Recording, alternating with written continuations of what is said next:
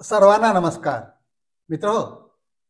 सकाळी उठल्यानंतर उपाशी पोटी मेथी दाणे खाण्याचे, फेनुग्रीक सीड्स किंवा मेथी सीड्स आपण म्हणतो, हे खाण्याचे कोणते फायदे होतात? कशा प्रकारे या मेथी दाण्यामध्ये जादू आहे की जे तुमच्या शरीराचा कायापालट करू शकते? त्याचे जे फायदे आहेत ते शास्त्रोक्त पद्धतीनं आज आपण समजून घेऊया की कशा प्रकारे हे आपल्या शरीराला फायदा देतं, का फायदा देतं, याच्यामध्ये काय काय घटक असतात. याच्यामध्ये मेथी दाण्यामध्ये सगळ्यात महत्त्वाचं म्हणजे कॅलरीज कमी असतात. त्याच्यामध्ये थोडंफार कार्बोहायड्रेट असतं, पण प्रोटीन चांगल्या प्रमाणात असतात. तसंच याच्यामध्ये व्हिटॅमिन्स असतात, फायबर्स चांगल्या प्रमाणात असतात, सगळ्यात महत्त्वाचं. आणि हे फायबर्स चांगलं असल्यामुळं काय होतं, आपण नेहमी ऐकलं असेल की शुगरच्या पेशंटला सांगतात तुम्ही मेथी दाणा घ्या, किंवा डायबिटीसचे पेशंट रक्तातली साखर कमी होईल, हे ऐकलेलं असतं बऱ्याच जणांनी. आणि ते सत्य पण आहे. काय होतं याच्यामध्ये, याच्यात जे फायबर्स असतात, हा जो आपण चौथा म्हणतो थोडासा, हा पोटामध्ये गेल्यानंतर त्याला चिटकून साखर बसते, जे आहारामधून गेलेली असते ही त्याला चिटकून बसते आणि त्यामुळं ती रक्तामध्ये ते जाऊ देत नाही. म्हणून काय होतं की रक्तातली साखर कमी करायला याचा फायदा होतो. हे निघून जाते, तशीच संडासमधून बाहेर निघून जाईल.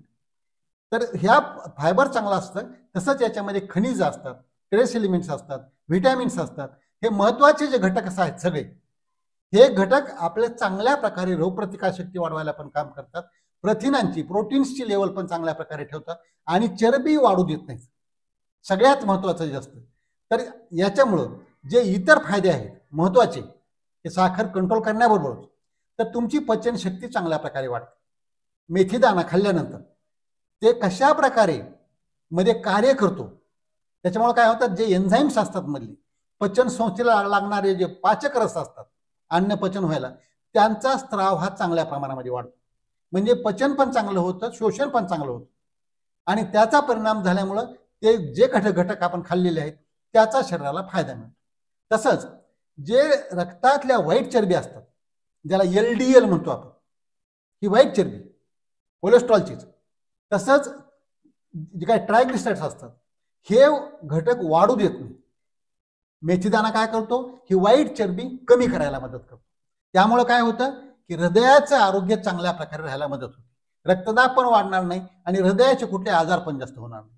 तसंच स्त्रियांच्या मध्ये मासिक पाळीचे जे त्रास असतात, हे त्रास चांगल्या प्रकारे कंट्रोल होतात. कारण याच्यानं काय होतं की हार्मोन्सचं बॅलन्स व्हायला होतं. हार्मोन्स हे काय असतात, प्रथिनांपासून, प्रोटीन्स पासूनच हार्मोन्स तयार झालेले असतात.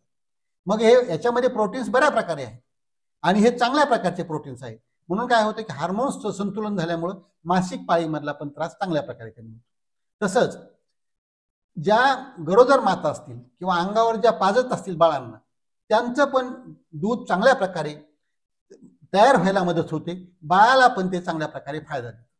तसंच ज्या स्त्रियांचं वय 40-50च्या पुढे गेलेलं असतं आणि पाळी बंद व्हायची वेळ आलेली असते, ज्याला आपण मेनोपॉज म्हणतो, अशा स्त्रियांच्या मध्ये तर जे काही दुष्परिणाम होत असतात, मानसिक असोत, शारीरिक असोत, जे काही सगळे वाईट बदल त्यावेळेला घडण्याची शक्यता असते. जर मेथी दाणा नियमित खाल्ला तर ते बदल सुद्धा होणार नाहीत, जास्त त्याचा त्रास होणार नाही. कारण आपण पाहिलं की मेथी दाणा हा शरीरातील हार्मोन्सची लेवल चांगल्या प्रकारे आणतो, चांगल्या प्रकारे संतुलित ठेवतो. आणि त्यामुळं हाडं जास्त ठिसूळ होणं किंवा मानसिकता बिघडणं, शरीरावर दुष्परिणाम होणं, हे पण त्यावेळेस होणार नाही.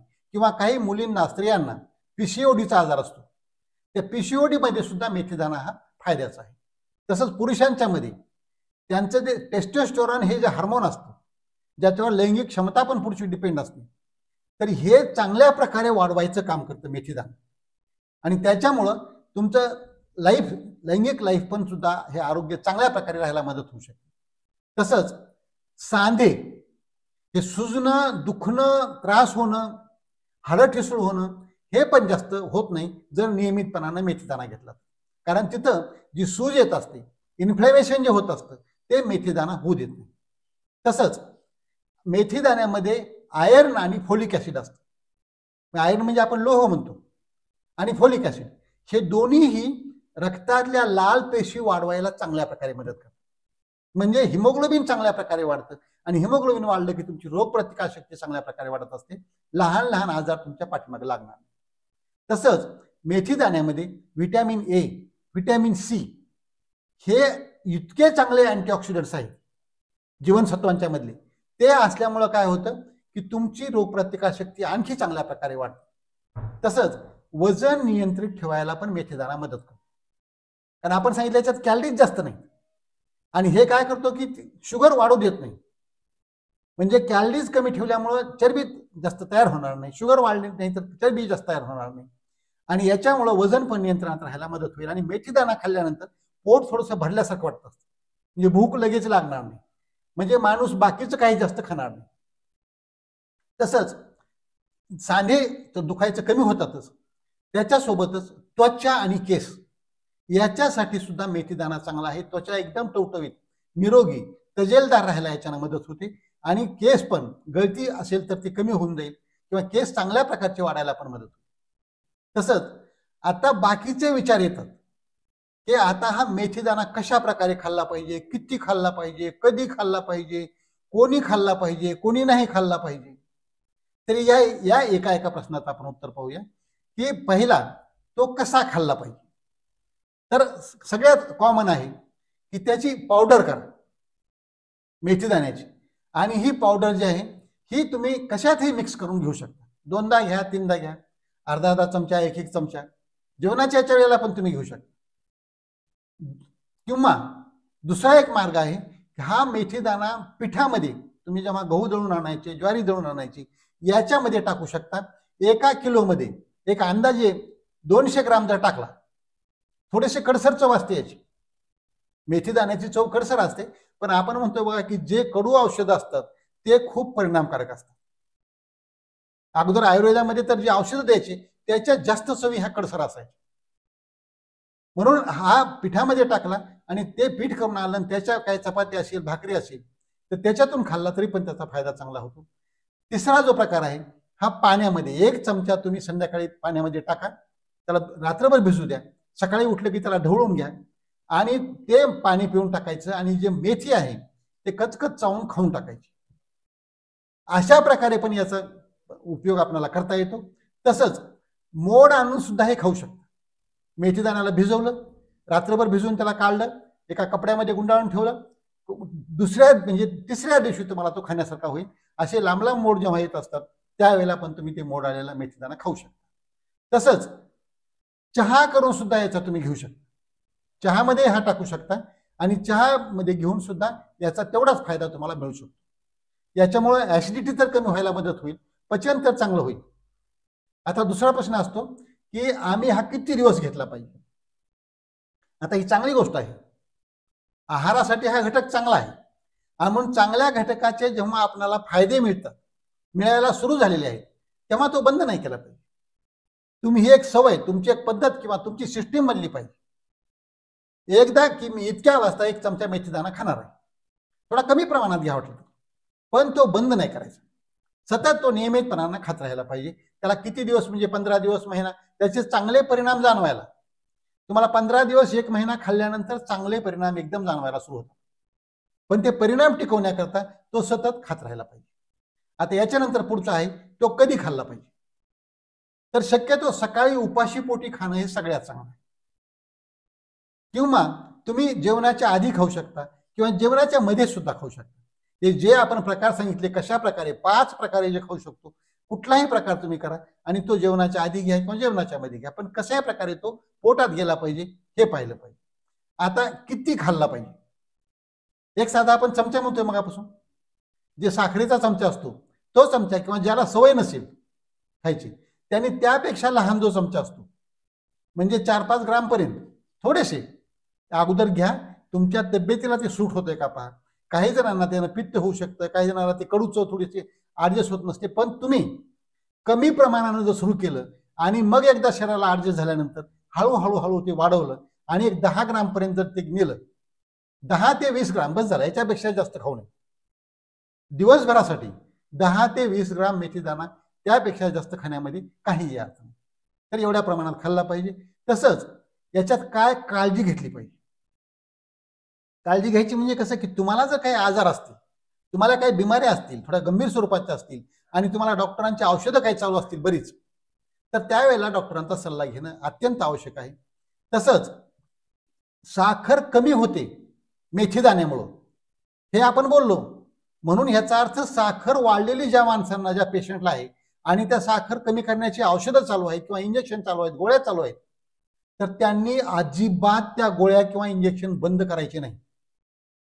काय होईल की तुम्ही मेथीदाणा चालू केला तर 15 दिवसानं, महिन्यानं जेव्हा त्याचा परिणाम जाणवायला लागेल, त्यावेळेला तुम्ही जेव्हा तपासणी कराल, रक्त तपासलं, त्याच्यात कळलं आपल्याला लघवीमध्ये, रक्तामध्ये की साखर कमी होते, तर डॉक्टर आपोआप तो डोस कमी करतील.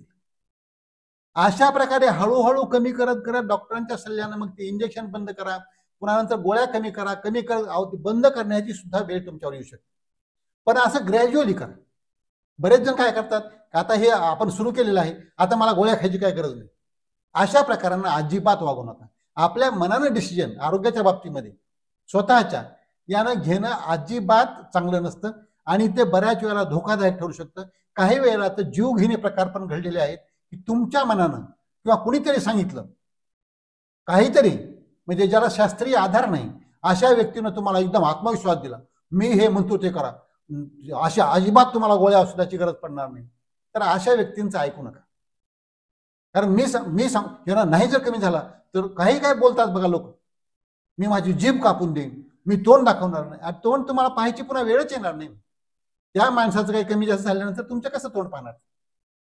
म्हणून त्याही लोकांनी अशी एवढी अहमपणामध्ये किंवा एवढा ओव्हर कॉन्फिडन्समध्ये असले काही सांगू नये. आणि ऐकणाऱ्यांनी पण आपण ते नाही ऐकलं पाहिजे. आमचे काही रुग्ण आहेत असे की ज्यांनी असंच कुणीतरी सांगितलं, मी हे देतो ते देतो, काही डॉक्टरचं कुठले ऐकू नका, इंजेक्शन बंद करा, गोळ्या बंद करा, आणि त्या पेशंटचा दुर्दैवी अंत झालेला आहे.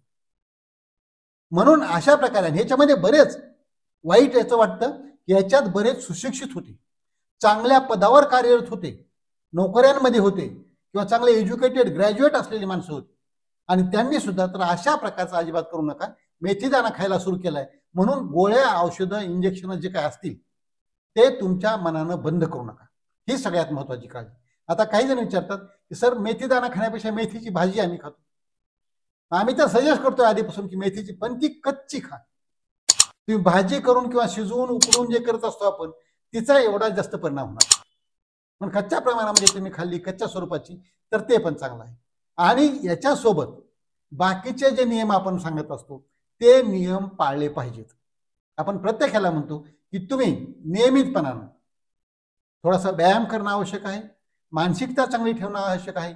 याच्यासोबतच जोडून बाकीचा आहाराचे जे आरोग्यदायी आहार म्हणतो आपण नेहमी, तो आहार घेणं आवश्यक आहे. आणि स्वच्छता, नियमितता पाळणं हे पण आवश्यक आहे. तर हे सगळे नियम पाळूया आणि निरोगी राहून दीर्घायू. आजचा व्हिडिओ आवडला असेल तर पाठवा, लाईक करा, कमेंट करा. आणि डॉक्टर राम जावळे हे चॅनल जर आजपर्यंत सबस्क्राईब करायचं राहिलं असेल तर प्लीज सबस्क्राईब करायला विसरू नका. कारण आपलं आरोग्य आणि सत्यमेव जयते, सर्वनाथांत श्रेष्ठ मला हेच राहत. जय जवान, जय किसान, जय भारत, जय इंसान. निरोगी राहून दीर्घायू होऊन आकाशात भरारी घेऊया. चला दोस्त हो, रोगराईला हाकलून दे.